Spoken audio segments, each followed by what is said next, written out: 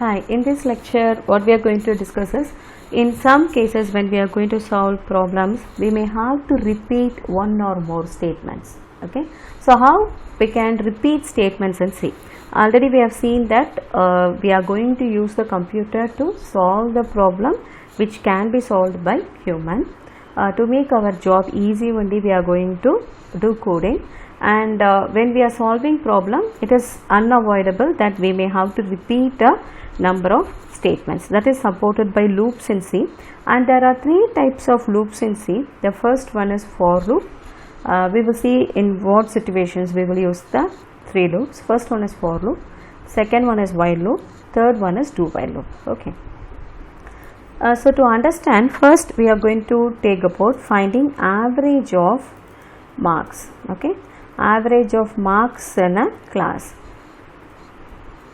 So in this problem you will be given details of a class, marks secured in a subject in a class. So there may be some number of students and you will be given individual marks and you have to find the average, right? So let us start coding. Before that you have to include the header file. Okay, include stdio.h.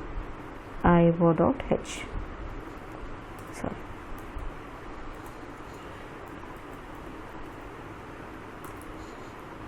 what we are going to do is, first of all you have to know the number of students. So I am going to have a variable to represent the number of students, num, and then at the time I am going to get a mark.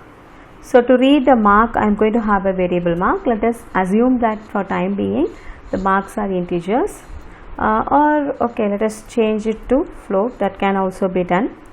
So let me declare a variable mark as floating point data type, and I am going to sum it. Okay, and it is very important that you have to initialize when you are going to sum it, because what we are going to do is we are going to allocate the memory, right? So what we are trying to do here is you are going to have a variable sum. Okay, and in that sum I am going to add the values one by one after I get it from the user. So let us just visualize it. This is the memory available for sum, and you are going to get marks from the user and you are going to add it over here. Okay, and what is the concept in C languages? It will, when you are asking for memory, when you say float sum, 4 bytes will be allocated to you, but the memory will not be initialized. It is the responsibility of the user to initialize the memory. So some garbage value will be there. We will not know what value is there, so we have to initialize it. So whenever you are going to do something like this, I was adding upon the existing value. What is the logic that we are going to use is, assume like an empty bucket you have got. Okay, and you are going to collect balls from different children. There are going to be some 5 children, they have got some number of balls and you are going to collect it, and at last you will count how many balls are in total. Assume like that. Okay, this is just an assumption, and you do not know what is in the bucket initially. Okay, buckets may have some balls also. If you want to truly know how many balls were put by the 5 children, then first of all you have to empty it. Then after that you can ask the children to put the balls in their hand one by one into the bucket, so that at last you will have only the number, the balls given by the children, that will be the total number of balls. Okay, so it is very important that you clear the bucket. Similarly here also what we are going to do is, we are going to have a variable sum and we are going to do a cumulative addition. We are going to add the mark what you are going to read from the user to the already existing thing. Okay, for example, if the first student has got mark as 12 and the second student has got the mark as 45, let us assume like this. Okay, so what I am going to do is, first of all I will read 12, I will add this 12 to sum. So sum will become 12. After I add 12 to sum, it will become 12. After I read the second mark, that is 45, I will add this mark also to sum. So here it will be 12 plus 45, it will become 57. Okay, and then I will read the third mark. Let the third mark be 36. Now I will add it to sum. Okay, so it will be 57 plus 36. So it should be done, that clearance should be done. So it is very important that you initialize the memory. So it's not required for all the variables. In some cases we will be assigning some values, or will be reading the value from the user for the variable. In that case, even if there is garbage, it will be cleared, there is no problem. But when you are going to have a logic in which you are going to do some operation with the existing value in the variable, then it is very important that you have to initialize the memory. Now I am going to use a logic where I am going to repeatedly read the mark from the user and add it to this variable sum. So I have to initialize that sum to 0. And then I am going to have one more variable for average. I am not initializing average because it will be assigned, okay. And similarly I am not initializing mark because it will be got from the user. Number also will be got from the user. Num represents the total number of students. So I have to read the number of students in the class from the user, okay, right. Then I have to now read the mark of each student, right.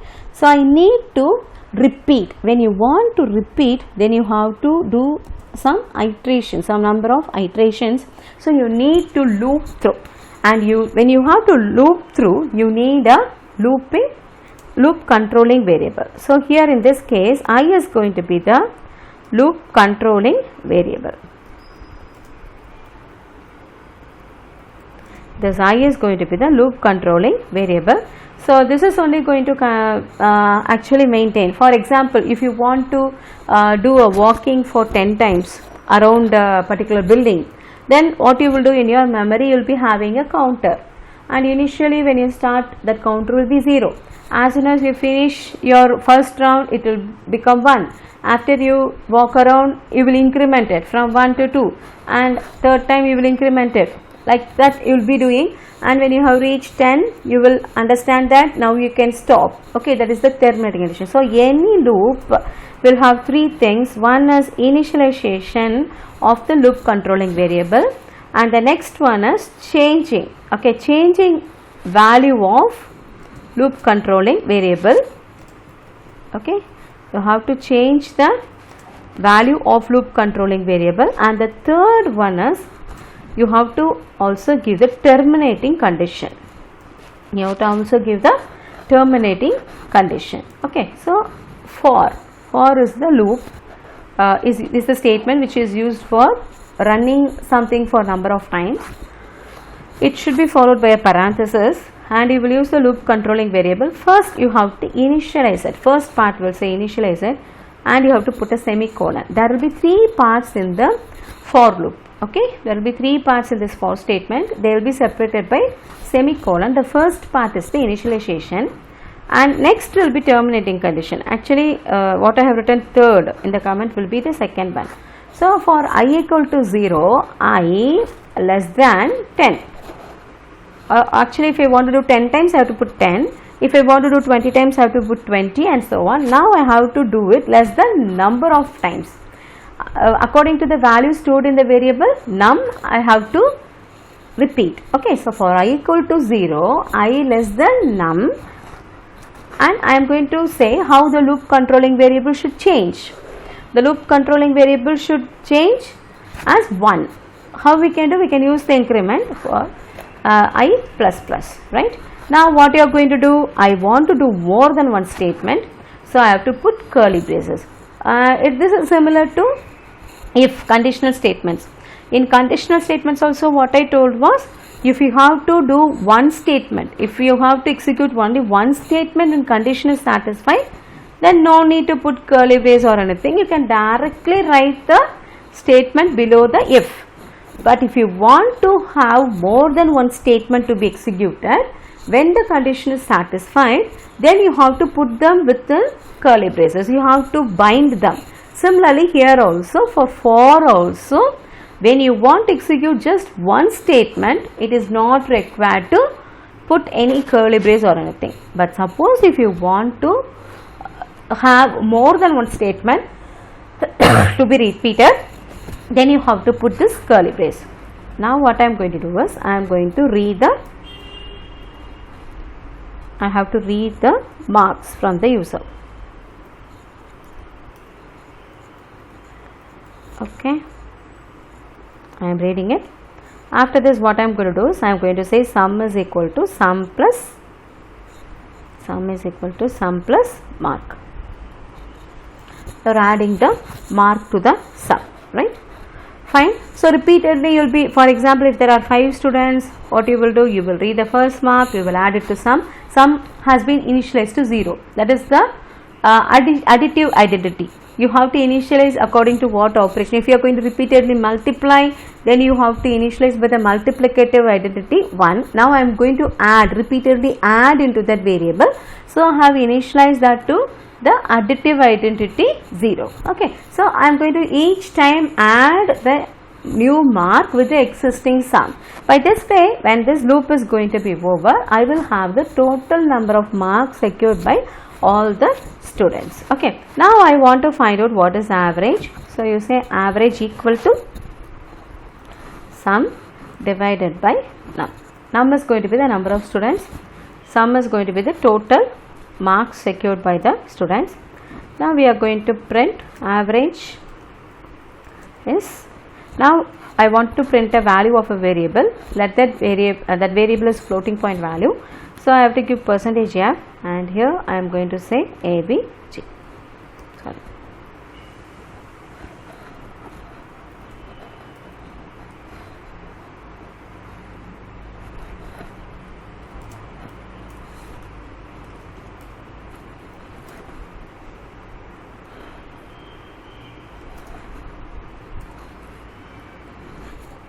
Sorry.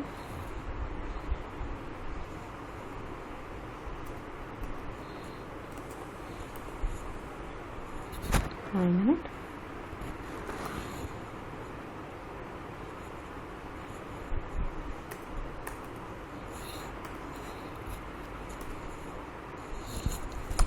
Okay, CD.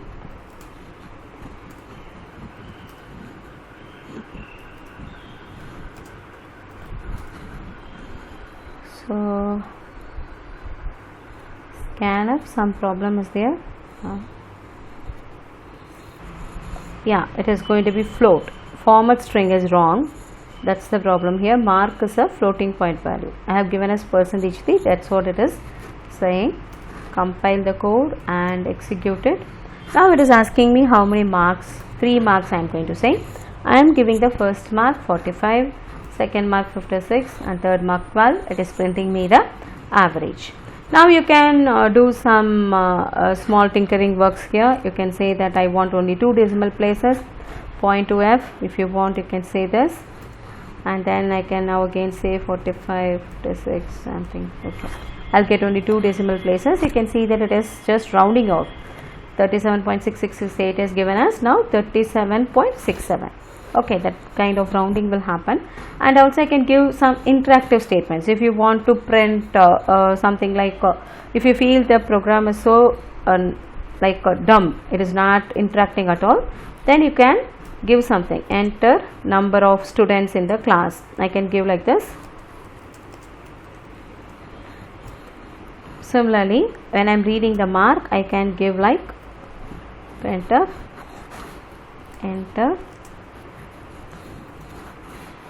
Okay, I want to print the first student, second student. I want to print the number. Okay, enter marks of this particular student, first student, second student, like that. Okay, then I will give here I plus 1. Why I plus 1 is because I have started I from 0. The loop controlling variable I have started from 0. So make it meaningful, I am giving here I plus 1. Now the program will be more interactive, asking how many students are there. Now it is asking you for the marks secured by each of the student, and it is getting printed. You can see that first student, it's giving some kind of interaction. Okay, fine. This is about for loop and C language. And now what we are going to do is, we can have a nested for also. Nested for means in certain programs it is required. So let me show you an example when it will be required.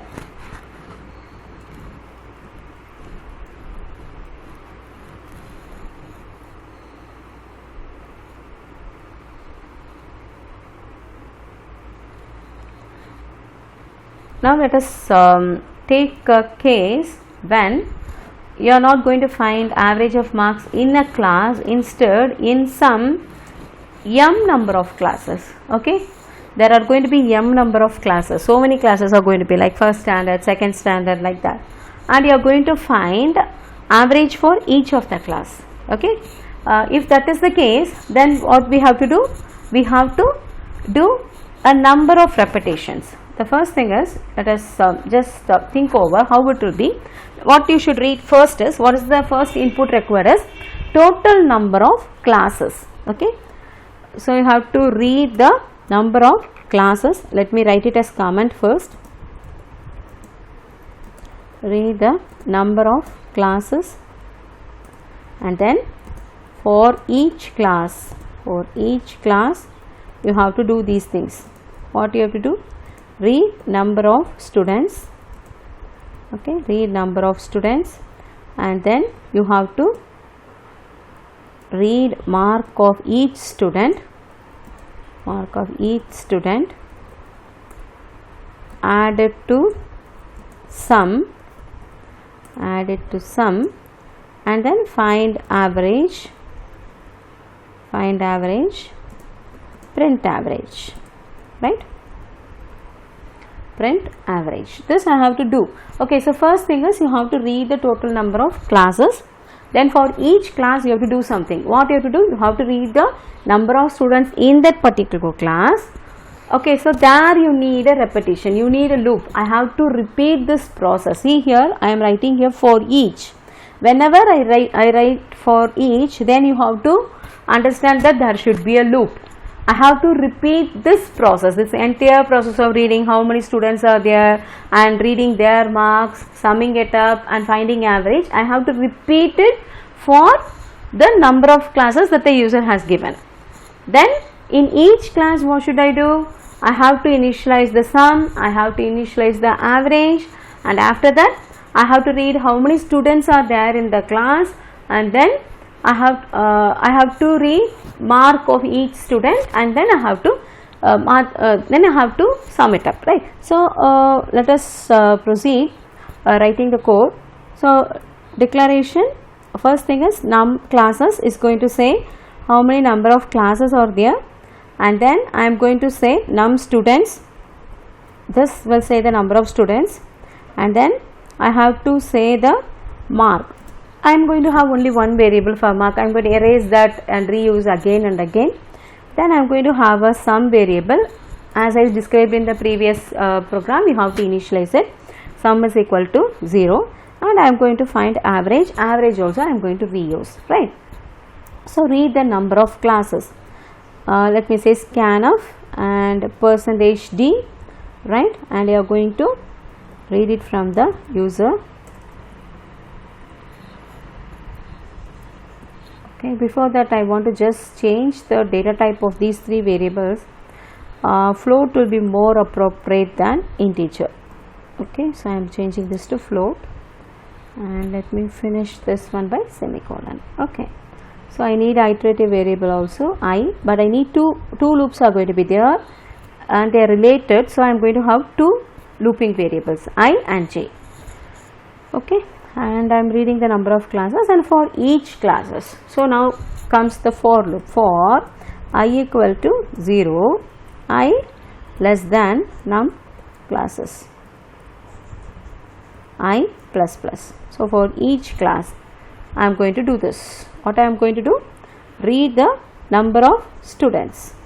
Okay, so the number of students is going to be an integer only. So %d ampersand num student. And what I am going to do? For each, again comes the for each. This also should be repeated for each student. After reading the number of student, what you are going to do? You are going to repeat. So for, I need one more looping variable. Now I cannot use the same thing because it is inside. Okay, inside I, inside the first loop where I am using I as the looping variable, I need another one loop. So I have to have a fresh looping variable for j equal to 0, j less than num student. Okay, j plus plus, you are going to do something. What you are going to do? I am going to read the mark. Okay, I am going to read the mark. So scanf percentage f, mark is floating point value, so you have to put ampersand f and you are going to read the mark, add it to sum. Sum is equal to sum plus mark. Okay, I am adding it, and then after that I am going to print the average. So printf, when I print the average, I can put something like average is, okay, avg. I have to finish the outer for loop because this I am going to do for each class, and I have to finish the main also. Okay, here this braces, you should be very careful. If you are doing a mistake, then you will be in trouble. Okay, so what we are doing is we are going to read the number of classes from the user, and then for each class you are going to read the number of students in that class, and then in that class you are reading the marks, you are adding it to sum. One small thing that we have to do here is initialize the sum here, because it's going to be cumulative. If I am not initializing within this for loop, what will happen is first class will get the sum of the marks in the first class of the students in the first class. If I am not clearing it, the second class will just add to the existing marks. So when I finish processing for the second class, I will be having sum of marks secured by students in class 1 as well as in class 2. That should not happen, isn't it? So I have to initialize. So for each class I have to be very careful when you are writing the code. Okay, you have to clear the memory. You have to initialize that to 0, and then you are going to loop it again. For the number of students, you are going to read it, you are going to sum it, and you are going to find the average, right? So let me go here and compile the code. Yeah, okay, number of student, this is typo error. Yeah, so I am going to say it's waiting for how many classes are there. 2 classes are there. Then it's waiting for me to say the number of students in the first class. First class I am saying 3 students. Okay. Oh, average is 0 0 because I didn't find the average. Sorry. Average equal to sum by num student. Okay. Sum by num student. Okay. So 2 classes, 3 students in the first class, 45, 56, 67. Average is 56. Now it is waiting for me to enter the number of students in the second class. Okay, 34, 67. Now it's saying average is 50.5. Okay, this is how you can use nested loop. There is loop within loop. So you should understand that always the inner loop will be repeated for the number of times the outer loop we have mentioned. So here you see that in the outer loop we are controlling the number of classes. So the inner loop will be repeated. Whatever is inside that loop will get repeated. Even if it is a loop, those many number of times it will start again and repeat. This is about the nested for loop. Okay. Hope it is clear. Next we are going to discuss about while loop. Okay, so why we have got so many types of loop? Okay, that is very important to understand.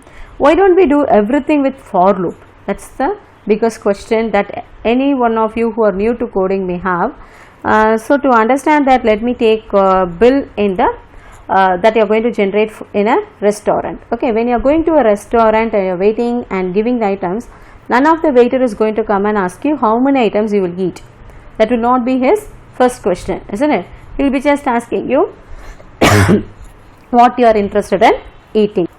Yeah, they will just come and ask you what you are going to eat. They will not ask you the number of items, and assume that you are going to generate a bill. Okay, so as soon as the customer in the let us assume that there is a table, you are going to generate bill for that particular table. As soon as they order the first item, you are going to find out what is the price, and you will add it to the sum variable like the previous problem, right? And the second item, third item, and so on. When they say that okay, it's enough, they do not want anything more, then you are going to find the total. That will be the total generated. Okay. So what you can understand is, in certain scenarios it is possible to know the number of times the loop has to be repeated. In another kind of problems, in some other scenarios, it may not be possible to know upfront. You will not know it before how many times you have to repeat the loop. It depends on something, either the input or the value that you are going to have, something like that. Okay. So in cases where you do not know how many times the loop has to be repeated, we will go for while loop. Okay. Now let me show billing in a restaurant.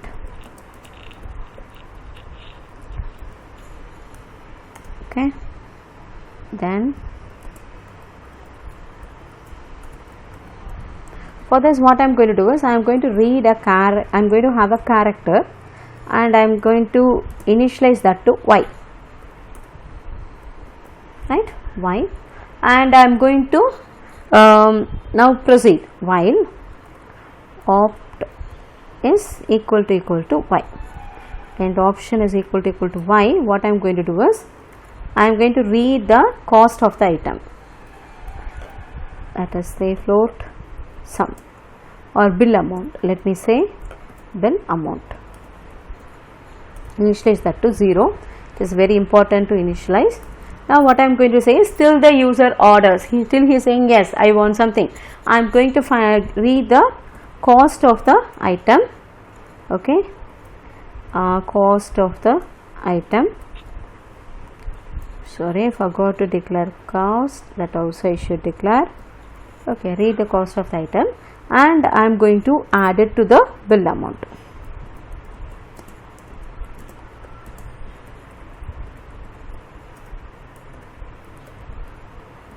Okay. When the user is going to say no, I will stop, but before this you should also read the option from the user. You will ask, isn't it, whether you want something or not. The waiter will ask, so you have to read the option from the user also. If he says no, then you can stop it. This is just an example where you can use only while loop, you cannot use a for loop. But before this, I want to say one more thing to you. You can use while loop instead of for loop. Now we solved problems where you are finding average of marks in a class, average of marks in some m number of classes and so on. In those problems, you can replace those for loops by while. That is possible. Okay. But in this case, you cannot replace this by a for, right? Okay, let me go here.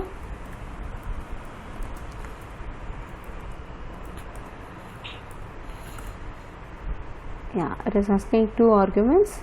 Yeah, I have not put ampersand, maybe that is the reason.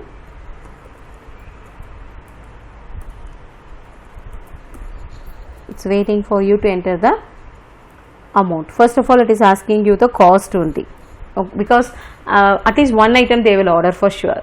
Okay, in a table you will get at least one item, so you are going to read the cost of that particular item, right? Okay, right.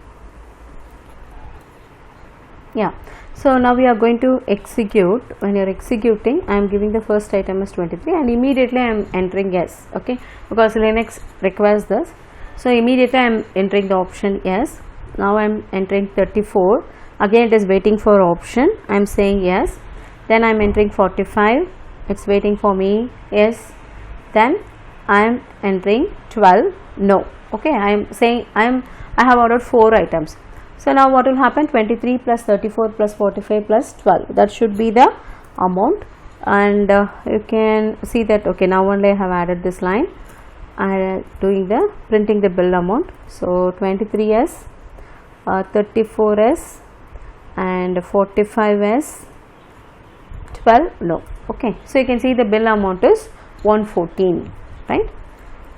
And I can give like 45. If I give immediately no, then it's going to stop with one item, right? So you can understand now where you can use while and where you can use a for. Now I will show you a mixed example out of this. Here this is fine, okay, but I want to do it for multiple tables. Okay, this particular code does for one table. Suppose I want to do it for multiple tables, then what we can do.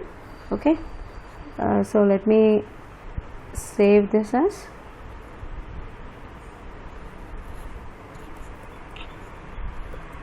multiple restaurant. What should I do? What changes I should make here is I should read the value of number of tables from the user. Okay, let me have like number of tables and read it from the user. Before you write this, scanf %d num table. Okay, I'm going to read the number of table from the user, and I can use a for loop for that because I know the number of tables. It's easy for me to write. I prefer for when I know the number of times. You can also write it as a while. Okay, let me show it after I finish this. Here I am showing that you can mix for and while and for and so on, right? So I am going to repeat it for some number of tables, right? So I need to declare this iterative variable I also. Okay, and I am going to bill amount also I should print for each table. Okay, so how the code is going to work is, first of all you are going to read the number of table. You are going to repeat this entire code. This entire code is going to be repeated for those many number of tables.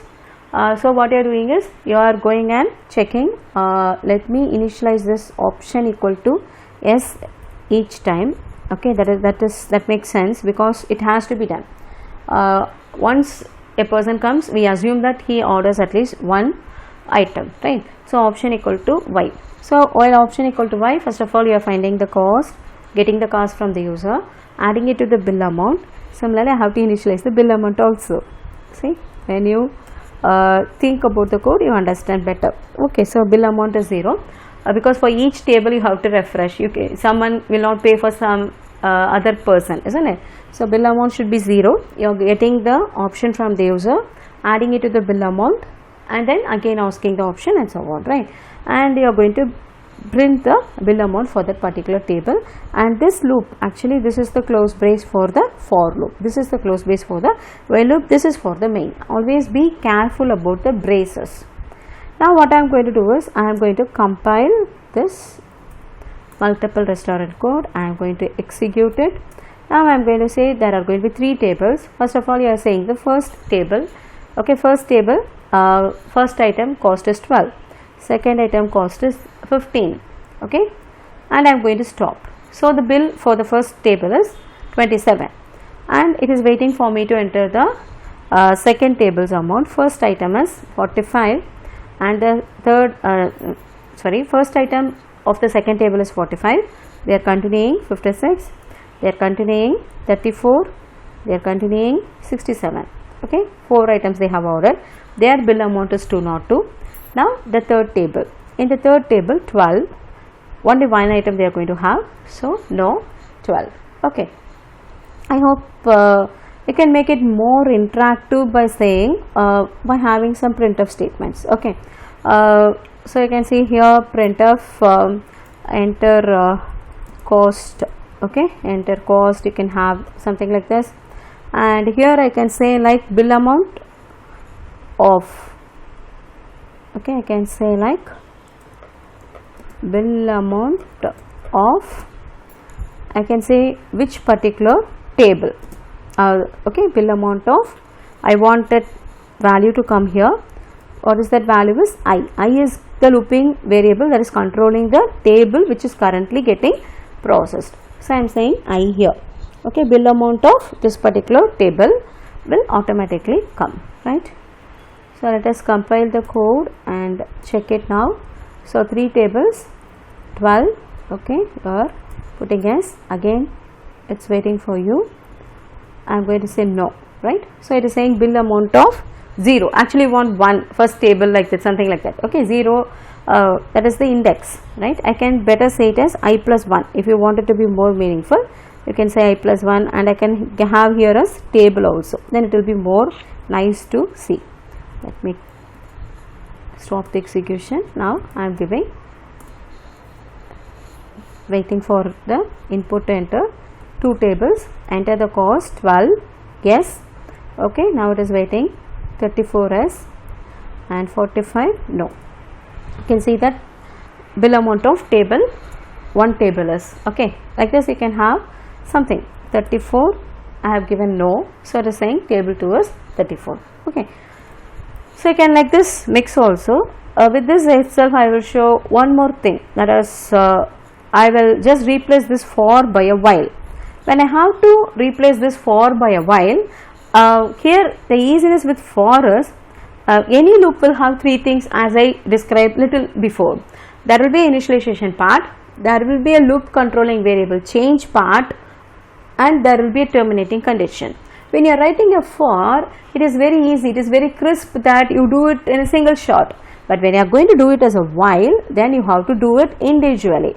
So I is the looping variable, means I will say I equal to 0, then I have to put a while, okay. In that while I will say while I less than, okay, I less than num top, okay, this is the condition I will give for while, and then I have to change the loop controlling variable. Loop controlling variable here is I, so I have to give I plus plus. It is very important, don't forget. So only people prefer for when they know the number of times. In the single line we will write everything. If we forget to change the loop controlling variable and so on, the loop may go on an infinite loop, okay. So we should be careful when we are writing a while, particularly in these cases, okay. Now the code will execute as usual. Other than that it's same. So let me say the number of tables as 2, enter the cost 34 and it is yes. Now 45s, 67s, 89 no, okay. So the bill amount for the first table is got, and for the second table you are giving 78s, 89s, 12 no, okay. Then you will say that it will work in the same fashion, there is no difference in execution, but the syntax varies, that you should understand, okay.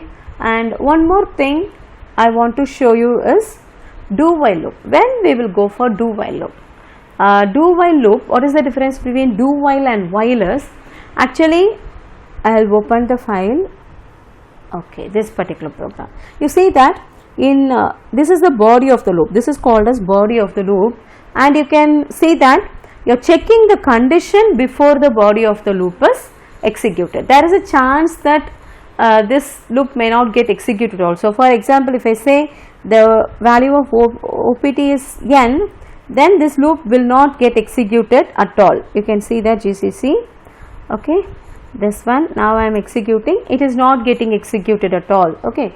But in a do while loop, the difference is you will execute the body of the loop once and then only you will check the condition. So at least once a do while loop body will be executed, that is the difference. Let me show the difference here, okay. In this case I will not initialize. When I am going to use a do while loop, it is not required to initialize. I will just put here do, and then the body of the loop. While will come to the end of the body, and I am saying OPT. So you see here the body will get executed at least once, after that only you are getting the value of OPT and you are going to check it, right.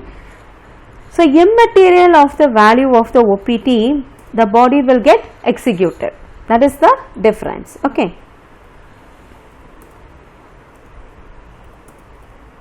Yeah, okay. Even if I say OPT is equal to n, it is not going to bother, it is not at all going to bother, because you have put a do while.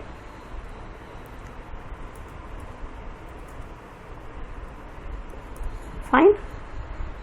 You put y or n or yes, whatever you want you can put, but do while loop will execute the body once and then only will check the condition, okay. Inside the loop I have got inside the body I have got the value, new value for the opt, so it will work.